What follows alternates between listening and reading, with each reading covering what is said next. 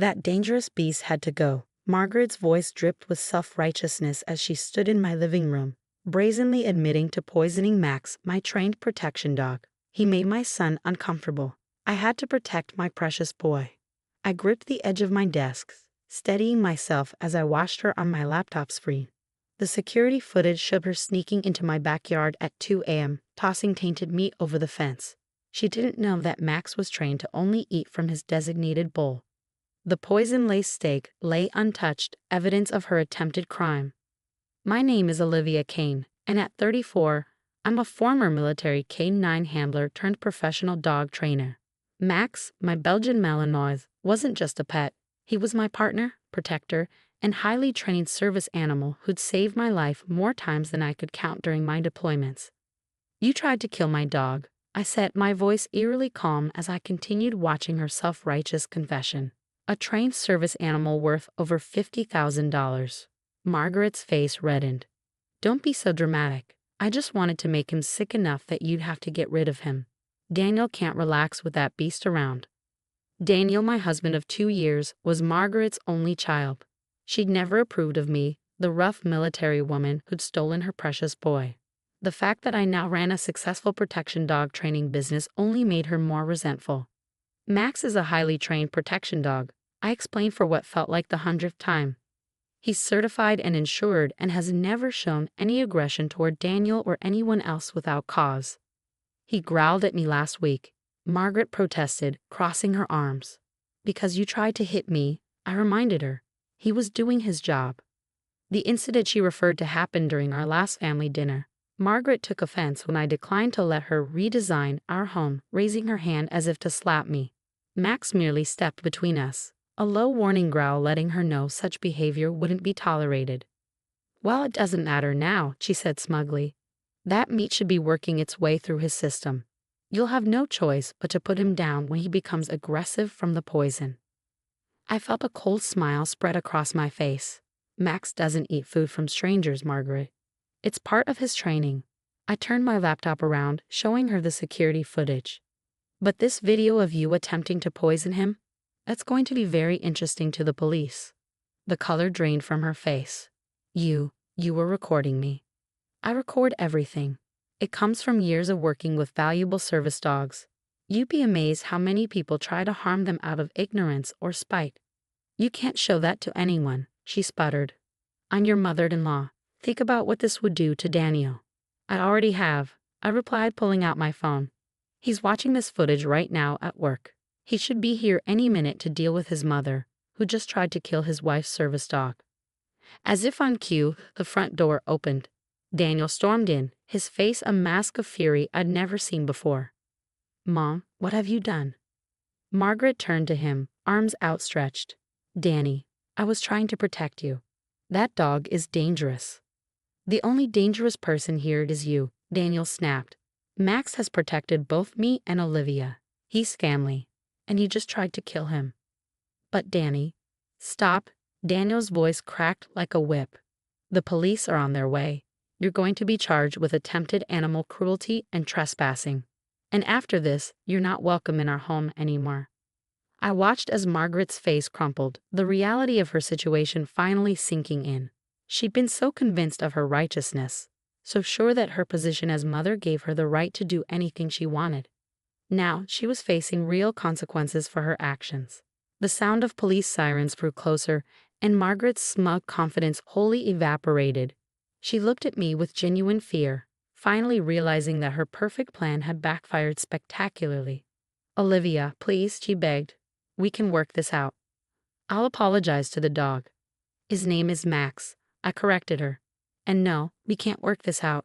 You tried to kill a trained service animal because of your prejudices. There's no coming back from that.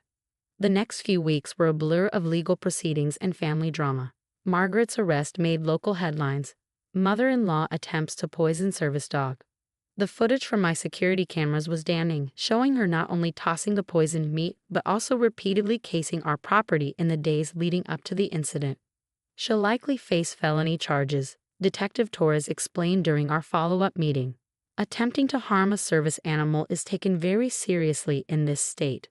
The premeditation shown in your footage makes it worse. I sat in our living room, Max's head resting on my lap as I processed the information. Daniel paced nearby, still struggling with his mother's betrayal. I just can't believe she'd go this far, he muttered, running his hands through his hair. I mean, I knew she was controlling, but this?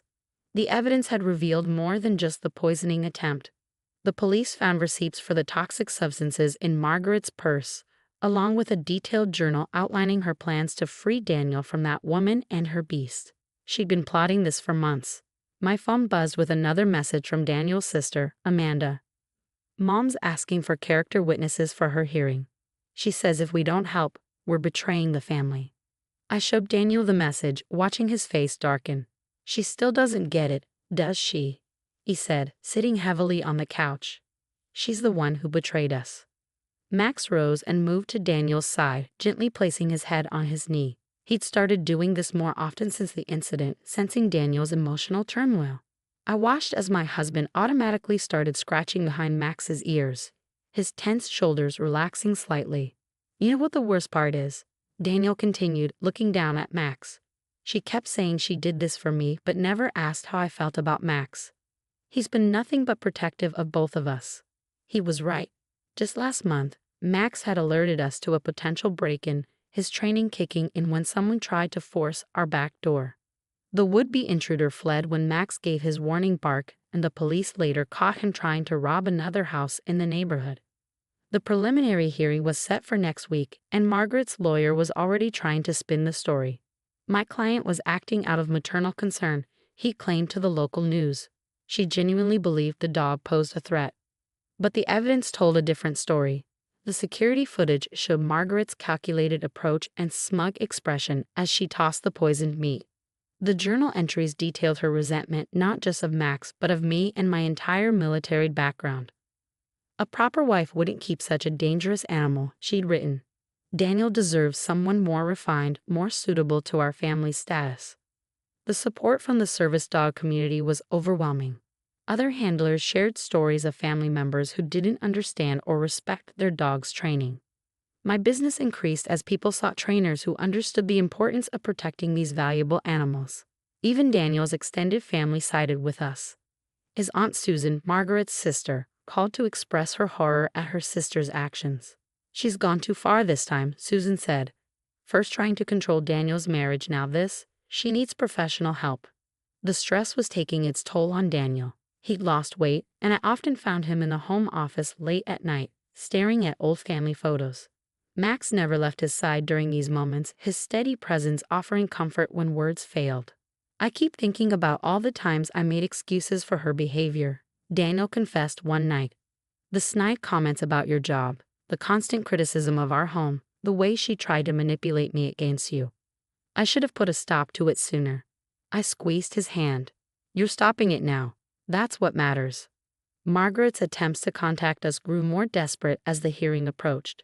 She sent tearful voicemails, written appeals, and even had friends try to ambush us at work to plead her case. Each attempt showed how little she understood the severity of her actions. The final straw came when she showed up at our house unannounced, violating her restraining order. Max alerted us to her presence before she could reach the door, his training again proving invaluable. The day of Margaret's hearing arrived with tension and relief. As we sat in the courthouse, Max at my feet in his service vest, I watched my mother-in-law enter in handcuffs. She looked smaller somehow, her usual imperious demeanor deflated by the reality of her situation. All rise, the bailiff called as Judge Anderson entered the courtroom. The evidence presentation was brief but damning. The security footage played on the courtroom screen showing Margaret's calculated movements. Her journal entries were read aloud, revealing the depths of her prejudice and premeditation. When it was time for victim impact statements, Daniel stood. His voice shook slightly as he addressed the court. My mother didn't just try to harm a dog, he began. She tried to destroy my family. Max isn't just a trained service animal. He's part of our household. He's protected my wife and me and shown more loyalty than my mother ever has. Margaret's sob echoed through the courtroom, but Daniel continued. I'm asking the court to mandate psychiatric help as part of her sentence. This isn't just about the attempted poisoning. It's about years of controlling behavior that finally went too far. The judge's sentence was firm. 2 years probation, mandatory psychiatric counseling, a hefty fine to be paid to local service dog organizations, and a permanent restraining order preventing her from coming near our home or my training facility. Mrs. Wheeler, Judge Anderson addressed Margaret directly. You're fortunate the dog's training prevented your plan from succeeding. Had you managed to poison this animal, you'd be facing significant prison time. As we left the courthouse, reporters gathered outside asked for statements. I declined to comment, but Daniel paused. Sometimes the family you choose is more loyal than the family you're born with, he said, reaching down to pat Max's head. And sometimes it takes a crisis to show you who has your back. After the hearing, life settled into a new rhythm. My training business thrived, with Max becoming something of a local celebrity. We even started a program to help other service dog handlers deal with unsupportive family members. We received a letter from Margaret's therapist 6 months after the hearing. She was making progress, the therapist said, finally confronting her controlling behavior and its roots. She'd asked if we'd consider meeting with her in a controlled therapeutic setting. Daniel and I discussed it over dinner, Max watching us with his usual quiet attention. What do you think, Poi? I asked him. Max tilted his head, then went to fetch his leash, his usual signal that everything would be okay if we faced it together. The meeting was set for a neutral location, her therapist's office. Margaret looked different, more subdued. Her hands trembled as she spoke. I've been doing a lot of work in therapy, she began. Learning about boundaries, about respecting other people's choices. I realize now that my behavior wasn't just wrong, it was cruel. She turned to me directly. Olivia, I didn't just try to harm Max. I tried to destroy something precious to you and Daniel because I couldn't control it. I'm deeply sorry. Looking at her then, I saw something I'd never seen before. Genuine remorse. Not manipulation, not performance, but an accurate understanding of the pain she caused. I'm not asking for forgiveness, she continued. I'm not even asking to be part of your lives again. I just wanted you to know that I understand now why what I did was so terrible. Daniel reached for my hand, squeezing it gently. Thank you for that, Mom, he said quietly. That's the most honest thing you've ever told us. We left the meeting with no promises made, but something had shifted. It wasn't forgiveness. What Margaret had done was too serious for that. But it was acknowledgement, recognition that change, while difficult, was possible. A year after the incident, our lives had transformed. The training center had expanded with a unique program for families learning to integrate service dogs into their homes. Daniel had become an advocate for service animal protection laws, sharing our story to help strengthen legal consequences for those who harm working dogs. One evening, as we sat on our back porch watching Max play in the yard, Daniel turned to me. You know, when Mom started acting out against Max, I worried about choosing between my family and my wife. I never realized I wasn't choosing between them at all. I was choosing between toxic control and healthy love. I leaned against him, watching Max patrol his territory with the same dedication he'd always shown. Sometimes the best family members have 4 legs, I replied. He laughed, pulling me closer, and sometimes they teach us more about loyalty than any human ever could. Max trotted over, resting his head on Daniel's knee as if agreeing. He was more than just a service dog, more than just a pet. He was the catalyst that exposed the poison in our family dynamics and the strength that helped us build something better from the ruins. As the sun set over our yard, I thought about how life's biggest lessons sometimes come from unexpected sources. In trying to destroy what she didn't understand, Margaret had inadvertently strengthened our family's bonds. And Max, the dangerous beast she feared so much, had shown more wisdom and grace than she ever had. Sometimes the best revenge isn't revenge, it's living well, surrounded by love in all its forms, even those with 4 legs and a wagging tail.